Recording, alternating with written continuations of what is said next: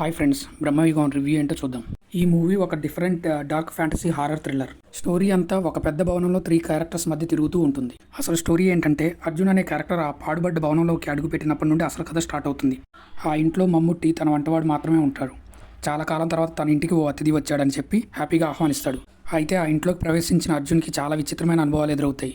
కొన్ని రోజుల్లోనే తను ఆ ఇంట్లో బందీ అయినట్లు తెలుసుకుంటాడు. అక్కడి నుంచి పారిపోవడానికి ట్రై చేస్తూ ఉంటాడు. కానీ మమ్ముట్టి తనకున్న తాంత్రిక విద్యలతో అతన్ని మళ్ళీ ఇంట్లోకి వచ్చేలా చేస్తాడు. చివరికి అర్జున్ ఆ ఇంటి నుండి ప్రాణాలతో బయటపడ్డా లేదా, ఇంతకు మమ్ముట్టి ఎవరు అనేది ఈ సినిమాలో చూసి తెలుసుకోవాలి. అర్జున్ క్యారెక్టర్ ఇంట్లోకి వచ్చినప్పటి నుండి ప్రతి సీన్ ఇంట్రెస్టింగ్గా తీశారు. ఇంటర్వెల్ ముందు కథలో అసలు ట్విస్ట్ తెలుస్తుంది.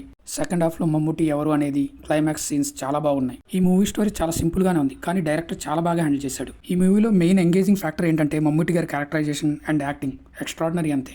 మిగిలిన వాళ్ళు కూడా చాలా బాగా చేశారు. ఈ మూవీలో టెక్నికల్ వర్క్ అంతా చాలా బాగుంది, చాలా క్రియేటివ్గా అనిపించింది.